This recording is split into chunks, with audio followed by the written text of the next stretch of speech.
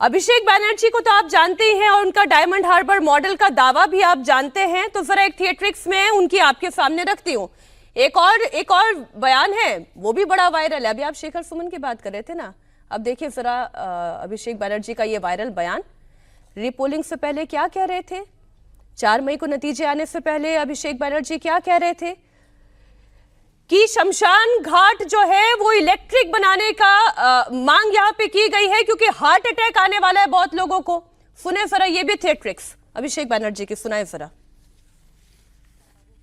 যারা আমাদের ব্যঙ্গ বিদ্রুপ করেছে না, এই ডায়মন্ড হারবারে বিজেপির প্রার্থী আর এখানকার বিজেপির প্রার্থী ঘাড় ধরে নিয়ে গিয়ে ডায়মন্ড হারবারে মাছের বাজারে বসিয়ে মাছ কাটাবো, মাছ বিক্রি করাবো।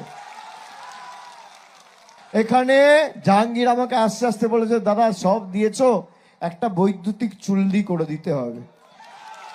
আমি ভাবলাম 4 তারিখ ফল বেরোনোর পর কিছু লোক তো হার্ট অ্যাটাক করবে, তাদের সৎকারটাও ভালো করে করা আমাদের উচিত।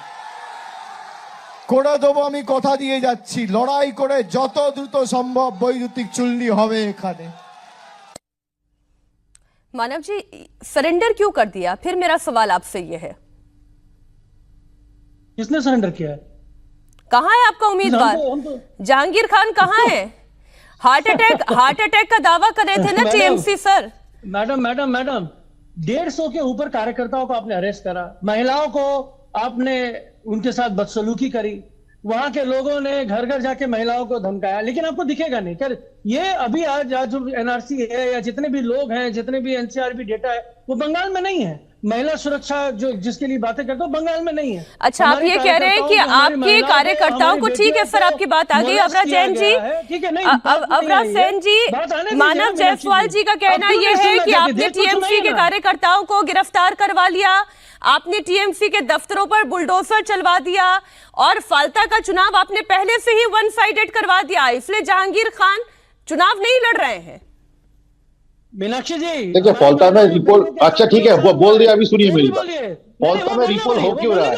क्योंकि पहली बार जो पोलिंग हो रहा था तब ईवीएम में इन लोगों ने टेप लगा दिया, भाजपा के जो उम्मीदवार थे उनके बाजू वाले स्विच पे आतुर लगा दिया, ताकि कोई अगर भाजपा को वोट कर रहा है तो वो ये आइडेंटिफाई कर ले और उसको धमकाए मारे, इस कारण वो आप में रिपोल हो रहा है। ये नहीं बताएंगे एक्चुअली यहाँ पे मांजरा किया हुआ है। डायमंड हार्बर मॉडल पूरा फेल कर चुका है। जब से सरकार बदली है, टीएमसी के जो गुंडे थे, जो एंटी सोशल थे, जो मवाली थे, उनके ऊपर कार्रवाई हो रहा है, वो अरेस्ट हो रहे हैं। हाँ, वो अरेस्ट होंगे क्योंकि इतने दिनों तक उन्होंने तोलाबाजी किया था, उन्होंने कटमनी लिया था, लोगों को डरा था, धमकाया था, उनके ऊपर केस रजिस्टर किए गए थे पहले, उन केसेस पे कार्रवाई हो रहा है। जब तक टीएमसी सरकार में थी उस केसेस पे कोई कार्रवाई नहीं हो रही, अब कार्रवाई हो रहा है, इसलिए उनके काउंसिलर भी अरेस्ट हो रहे हैं। अभी उनका तो प्रॉब्लम आएगा, जरूर प्रॉब्लम आएगा।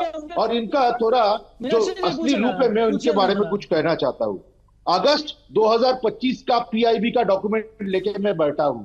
पीआईबी ने प्रेस रिलीज करके बोला था बॉर्डर फेंसिंग के लिए जो जगह देना था उसका जो पैसा था वो भी टीएमसी सरकार केंद्र से लेके बैठी थी। फिर भी ममता बनर्जी बोल रही थी कि हम बॉर्डर फेंसिंग के लिए जगह नहीं देंगे। क्यों नहीं देंगे? उमर फारूक नाम का एक आदमी पकड़ा गया दूसरे एक राज्य के एसटीएफ के हाथों। क्यों? क्योंकि वो एक जंगी है, वो एक टेररिस्ट है। और उसके बाद हमें पता चलता है कि इसी उमर फारूक के मां बोल रहे हैं, अरे मेरा बेटा तो टीएमसी करता है। मतलब जो टीएमसी करता है वही टेररिस्ट का काम भी करता है। ये है टीएमसी का असली चित्र, असली मॉडल। और उसके बाद आप देख लीजिए 10,000 खारिजी मदरसा, जिन खारिजी मदरसों के बारे में हमारे देश के एनआईए ने बताया है कि वहां पे टेररिस्ट पैदा किए जाते हैं, टेररिस्ट बनाए जाते हैं, वैसे 10,000 खारिजी मदरसा को टीएमसी के सरकार ने स्कॉलरशिप दिया था, टैब दिया था, साइकिल दिया था, अनुमोदन दिया था। क्यों दिया था? ये प्रश्न तो आएगा, खारिजी माता को तो अनुमोदन देने का कोई प्रश्न नहीं था। ठीक सर, आपकी भी बात आ गई। मेरा सवाल घोष था आपसे ये है कि ये जो सरेंडर हो गया या सरेंडर करवा दिया, जैसे मानव जायसवाल कह रहे हैं कि बीजेपी एक आंख से हिंदुओं को देख रही है, एक आंख से मुसलमानों को देख रही है, जो वो समझाने की कोशिश कर रहे हैं और फिर एनसीआरबी का डेटा वो लेकर आ रहे हैं। बंगाल में इस वक्त हो क्या रहा है? ये परिवर्तन आ रहा है, ये बदलाव हो रहा है या ये बदलाव हो रहा है? देखिए मीनाक्षी जी, पहले तो मैं मानव भाई के आदर करते हुए एक बात बोलूंगा। उन्होंने बंकिम चंद्र चट्टोपाध्याय को जब बंकिम दा बोला गया उसके जिक्र कर रहे थे, लेकिन मानव दा क्या ये भूल गए थे कि उनके जो लीडर है ममता बनर्जी, उन्होंने बोला था काजी नजरुल इस्लाम ने महाभारत लिखे है। उन्होंने भूल गया है उनके नेता अभिषेक बनर्जी बोला था मातंगिनी हाजरा ने वर्ण परिचय, जहां से हम अ क ख लिखते हैं सीखते हैं, वो लिखा था। उन्होंने शायद भूल गया है ममता बनर्जी के बयान था राकेश रोशन जी चांद पे गए थे। तो ये सारे बंकिमदा वाले बयान जो है ना, इन लोगों के मुंह में शोभा नहीं देता है। ये लोग अभी विरोधी आसन में बैठा है, लेकिन सत्ता का इनका जो गर्व था, अहंकार था, वो अभी तक ये लोग भूला नहीं, इसलिए उल्टा सीधा बात करके गुमराह कर रहे। आप बात कर रहे हैं कि यहाँ पर एक आंखों से मुस्लिम को देखा जाने का और एक आंखों से हिंदू को देखा जाने का। अच्छा एक चीज बताइए तो, आपके यहाँ पर अगर वोटिंग एनालिसिस होता है, हर बूथ का एनालिसिस होता है, तो यहाँ पर आपको दिखाई मिलेगा कि वेस्ट बंगाल में 2026 का जो चुनाव हुआ वहां पर कितना बड़ा एंटी इनकम्बेंसी था इस ममता गवर्नमेंट के अगेंस्ट। वहां पर आप देखो तो पूरा उसका सुपड़ा साफ हो गया। लेकिन अगर आप मुस्लिम बूथ में देखो, वहां पर आपको दिखने को मिलेगा भाजपा को 5, 10, 15, 20 ऐसे वोट मिला है।